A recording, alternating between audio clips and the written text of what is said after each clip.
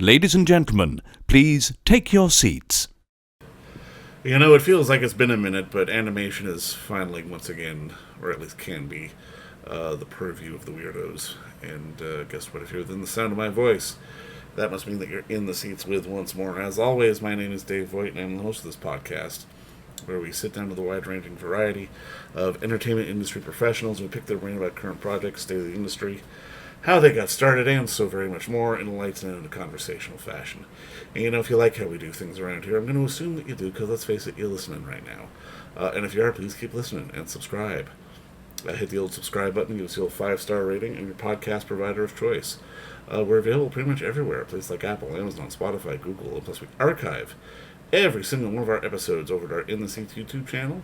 So if you can give us a like and subscribe there as well, we'd absolutely appreciate it. Also, don't hesitate to check us out on social media.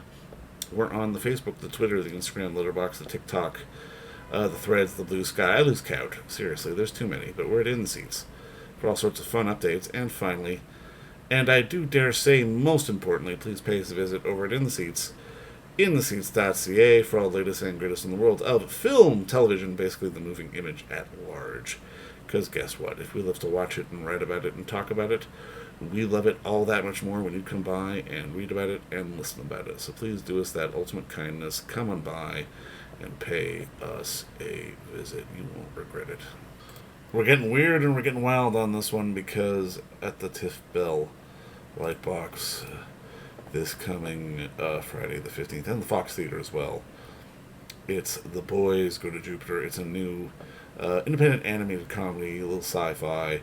It's got a cool ensemble cast, and it's just gloriously weird, from writer-director Julian Glander. And it's the story of a teenager in suburban Florida who's desperately hustling to make $5,000 in this universe, which is a little surreal, a little dreamy, a lot of round edges. It's a fun little subversive piece of animated gold, and I can't wait for people to see it. But like I said, we had a chance to sit down and talk with writer-director Julian about the origins of the story and wanting to make the film, and just doing animation on a budget, doing animation as an indie filmmaker, which, it happens. But they do a great job with it, and it's I can't wait for more people to see it. But like I said, Boys Go to Jupiter. If you're in Toronto, it's at the Fox in the Tiff Bell Lightbox this Friday the 15th. But first, enjoy our talk with Julian, because between you and me, it's a pretty darn good one. Thank you for the time today, and I mean, just congrats on the movie, man. It's wild. I had so much fun with it. Thank you. I appreciate it. Thanks for watching. Now, I mean, I guess the question is like, walk me through the origin. Walk me through wanting to tell this story, and I mean, not only the story, but just the animation style is definitely something we haven't seen in quite some time. Sure. I think story-wise, it's a little bit of a, I guess you'd call it a pandemic story or a coming out of the pandemic story. I had become really pretty fixated and fascinated on delivery drivers during the pandemic Right. because they were my only kind of human contact a lot of the time. And the sort of rituals that we developed where you get a message, the delivery driver's coming, stay away from the door. And then you're like looking at the window to wait for them to leave. And then you like scuttle to grab the food. I thought it was very funny. I felt like a cartoon character. But the big juice of the story is this plot with an orange juice company. And that was inspired by a New York Times article that I had read about this company in Florida called Natalie's Orange Juice, where the founder was having a hard time kind of passing the business down to her daughter, who she had named the company after. And I didn't actually read the article because it was behind the paywall. I read basically what I just gave you. And I actually think like this is in defense of the paywall. Like just having that much is what was able to get my mind kind of worrying on that. And I'm from Florida, so I think that sort of evocative imagery of an orange juice factory or of all these oranges growing like felt very personal to me in some way. Love it. I love it, man. And I mean, obviously, talk to me a little bit about the animation style, just because again, it felt almost fitting to the deadpan tone of the material. Like it's hard to say that a universe that you built is deadpan, but really this felt like it was. Yeah, I think the a lot of the animation is in it's kind of in conversation with the voice acting, Mm. where I think I will say, first of all, that my cast really did such a good job that it made my job very easy. And so there's sort of a dance going on where it's like there's times when when the voice acting is very high energy, very animated, and the animation can either match that or go in contrast with it. But yeah, it's sort of like I think a lot of people see it as a video game look. It certainly is like that's something that has inspired me a lot is games I played growing up, like The Sims and Minecraft and Animal Crossing, where The Sims specifically has this very detached isometric view of the characters that makes you kind of look at them like they're in a diorama or a an ant farm or something, which I do think is fitting to the story and the way the movie talks about the gig economy and how it's kind of isolated and dehumanized all of us. For sure, man, 100%. I mean, I guess that begs the question. Were you voicing to the animation or were you animating to the voices? Like, or was it a little bit of both? I was pretty much animating to the voices. I basically had after we recorded with the cast, I had a 90-minute radio play and filled it in from there. And I've done it both ways. I've worked on shows where you start with the animation and the voices come in later. I think like if I had $100 million, the best way to do it is to be back and forth, Right, to right, right, right. animate and then get the voice and then make adjustments and then get some more voices. And we did some of that, but it's really just like I was led by these performances. There's a lot of improv in the movie. There's a lot of brilliant comedians who worked on it who kind of turned the characters into something that I hadn't written, which is deeply satisfying to me, only to me, maybe to no one else. I love your idea of like saying radio play. Like, did you record it as such, or did you keep the scenes individual? Because again, there was flow to it. It didn't feel like you were stitching scenes together. It felt like there was a unified tone to it all. I appreciate that. This is one of the big challenges is like since the pandemic, nobody really records in person with a big cast all together Right, anymore. right. Even on the $100 million movies, you Yeah, don't have totally. that Yeah. luxury. I know you see clips of them doing it here and there. But yeah, everyone was in the booth by themselves, and that was probably the thing that gave me the most stress through the process because I was like, I'm going to go home. I'm going to have 40 hours of stuff to go through, and everyone's going to sound like they're in different rooms or in different movies, which I don't know. I think like one thing that made it work is that we cast the film very naturalistically. We really listened to people's speaking voices more than their performances. And like, if we were looking at someone, we really didn't watch anything that they were in. We just listened to them on podcasts and in interviews and red carpets. And what I like about that is nobody has to do a character. So, Jack Corbett, who has a ton of lines, he's speaking in every scene of the movie. He doesn't have to keep up with anything besides being himself and getting himself into the emotional place, which is something that not every animated movie does. And I think it's like it's purely a stylistic concern. Does, is this the kind of film that you find in the edit?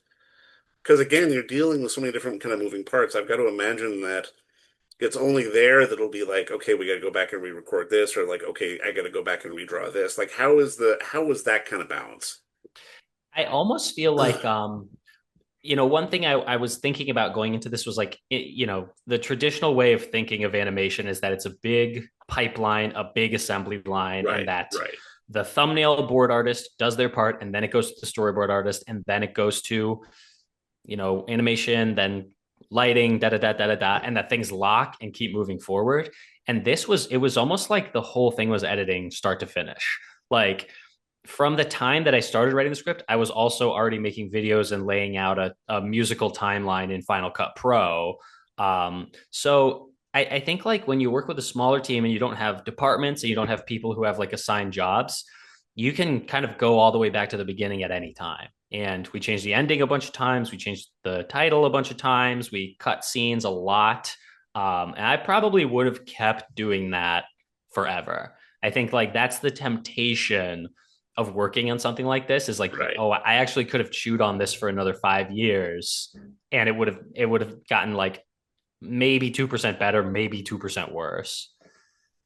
How do you think the business has evolved? Because I mean, it's one of those things where, because of technology, it feels like we're getting back to a bit of a boom of where indie animation is possible. Like, because I mean, like you said before, it was the big guys. It was like animation movies were the strict purview of the people with money. That's not necessarily the case anymore. Yeah, I think we're having the moment in animation that live action film had 15 to 20 years ago with DV cameras and then iPhones Right. because like I think it's incredible. Like if you go on Blender right now or on YouTube right now and you look for a Blender tutorial how to rig a character, there's like 3 million views on that. So there's like I'm thinking there's 3 million people out there who know how to rig characters in Blender. Like it's all possible. And I obviously say this as someone who loves all animation and classic animation. But I hope more people do this. Like I was very excited when Flow, another Blender movie, won the Academy Award, obviously. And as purely a fan, I would feel very well served to see a couple dozen independent animated features every year. How do you think the aesthetic of it all changes? Because I mean, especially with your movie, it felt almost 16-bit. And I mean that in a complimentary way. You know what I mean? Yeah, I think you're pushing like any film project or any creative project, you're pushing against your limitations. Where I'm on a little MacBook Pro over here, and these sort of simple forms and these big areas of color are what the computer can do best. And that is something, this is a visual language I've been using for a long time, but it's something I'm always dancing with is like, what story is best suited for this kind of look? Because it's not action, it's not super, that doesn't work in low poly 3D. It's not super emotional stuff where you really need detailed facial expressions. It's this more detached, lazy world is a nice marriage. And so it's like form and content dancing with each other. Is that what drew you to animation? Because I mean, especially again with this story, it felt like you could have shot it in live action and tried to make it look like a Wes Anderson movie, and it would have been that. But because you animated it, it gives you more freedom to play with it stylistically. Yeah, I've always been drawn to animation, I think, for the reasons that a lot of people are, the sort of obsessive need to control every element of it, to be the master of time and space. And, certainly the idea of shooting this movie live action never crossed my mind Right, for a right. lot of reasons. Number one would be the cheapest way to do it would be probably a couple $1 million versus what we did, which is in the world of animation, the budget is basically zero. Yeah. It's like to an animation studio, our budget for the movie was basically a rounding error. Yeah, I think I'm a classic animator in that I am extremely um, dictatorial. That I really need to be able to go in there and adjust every hair and every particle and everything. So I love it. But did that add extra stress for you? Because I mean, again, this is the first feature length you've done, right? Yeah, I think it's stress no matter how you do anything. I think I was also coming out of having done animation development for almost 10 years, trying to get a TV show made or trying to get my films funded the more traditional way. And years would go by and I would make stuff that never got released or never got shown to anyone. And I finally just said, this can't keep happening to me. Like, I'm going to be going through all this stress and not making money no matter how I do this. So, can I just do something where I know I'll get a final result? What do you think animation is going to give us going forward? Because I mean, again, I think looking back at almost sort of the Bashki style of things on one end, and even though I know it's not technically animation, I look at something like rotoscoping, which just allows for a different level of creativity on that end as well. Like, where are the avenues that animation can go? The cheap answer is I think it can go anywhere. I think it can The cheap answer could go. be the right answer, so that's okay. Yeah, I think this is a generational turn where people are seeing animation. I mean, this is what you hear a lot: is animation is a medium, not a genre. You hear Guillermo del Toro saying that all the time. Um, and I think it's like, for me, I talked about this for a long time. I was like, why isn't anyone doing this? Why isn't anyone, animating this way or that way? And ultimately, I said, well, I guess I have to do it. I guess I have to put my money where my mouth is and tell a very personal story. And I think, like, again, the best case scenario for me would be, instead of one big movie with 10,000 people working on it, what if we could have 10,000 little movies that we could sort of dig through and find something really special and really personal that's not for every audience in the world? How does, and I mean, again, this is more of a nerd question because it's something I'm always curious about. I'm always curious about sort of camera direction and camera movement because I mean, yeah, I do notice that, animated films do have cinematographers. Yeah. How does that, so it feels like that job has to be very different when it comes to sort of crafting an animated film.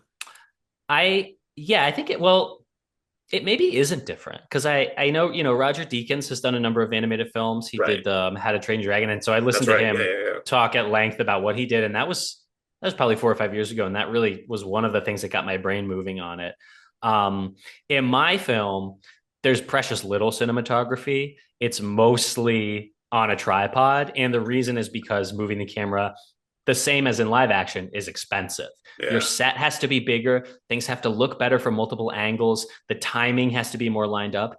And it often kind of reveals the 3D-ness of things. And I found it was taking me out of the story of the movie. Um, but I think it's being in Blender, having this dolls in front of you or models or whatever you want to call them. To me, it's not really that different than having a stop motion set in front of you or even having a live action set in front of Yeah. you. You have lights and you can see where they are and where they're coming from, and you have your models and you have things on tracks that you've laid out. The difference is you can just click and move things. You don't need three big strong guys to move every single thing, and you can change the color of anything. I think that's often the downfall with 3D is you could tinker forever, and I've fallen into that trap a number of times myself. I mean, this also kind of speaks to the aesthetic of indie filmmaking. Like at the end of the day, you have to do more with less just because you're doing it on a computer, and animating doesn't necessarily change the rules. Exactly. And I look at a lot of indie filmmakers who have bounced back and forth. Talking about rotoscoping, Richard Linklater is someone who is obviously such an indie guy, but also a rotoscope guy. But yeah, you're exactly right. My producer and I come from a very DIY background, playing in bands together, and the question is always, what can you do when you have no money that makes it better? One thing we did in the movie is like camera moves are very expensive. Characters walking are also very expensive, and I use the word expensive to mean like takes time and energy. So what if you're watching the movie with an eye for this, you'll notice that basically nobody walks. Um, the main character is on a swagway, this little hoverboard, and that's a technical decision that actually I think creatively enriches the movie because it sells where he is in life, the time period, and this sort of ghostly floating nature of his character as someone who's just trying to get through the world unnoticed. So yeah, I mean, I don't think it's any different from indie filmmaking or indie publishing or anything else. It's like you find your wins wherever, because if you look for reasons not to do something or look for reasons to call it a day, you will find those reasons very easily. I love that you brought up movement though, because I mean, I think that's what I was referencing when it comes to sort of that 16-bit feel. Just sort of the movement between scenarios felt very unique and something I hadn't seen before, which is something I really enjoyed and put me into this world. But I mean, just to put a bow on it, because obviously this is going out for more and more people to see. At the end of the day, I mean, obviously you can't control audiences, you can't control how well it does, but this really feels like it's one of those creative statements to show that, yeah, you can make an animated film with no money, because that's not necessarily the thing that always comes up into people's brains. Yeah, I think like a great scenario for me would be that this movie gets enough kind of saturation that somebody who doesn't keep up with this stuff is exposed to animation for the first Right, time. right. Because I always think about when I was 15 and somebody gave me a DVD copy of like Me, You, and Everyone We Know, and it exploded my brain, or like, being John Malkovich or something. And, Right. not to put myself on the same level as those like masterpieces, but just like, yeah, that feeling of seeping into the world I didn't know if it was possible starting it. I had a lot of curiosity about it, and there was more. My producer and I were saying, well, what would happen if we tried to cast this, and what would happen if we recorded it? And we are, this week we're finding out what happens. Well, I can't wait for people to see it, man. And I mean, I think you're right. This has the potential to be one of those movies where people go, you know what? Watch this. Slide this over. Watch that. This is cool. You're going to dig this. And I think people are going to dig this too. But I mean, honestly, Julian, thanks again for the time. And just again, Thank you. My congrats on your pleasure. work, man. Seriously. Appreciate it.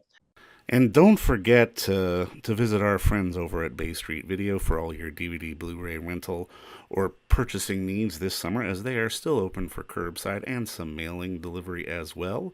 Over at 1172 Bay Street, Toronto, Ontario, Canada, you can give them a call at 416-964-9088. That's 416-964-9088. Or send them an email at baystreetvideoto@gmail.com for any of your DVD and Blu-ray needs.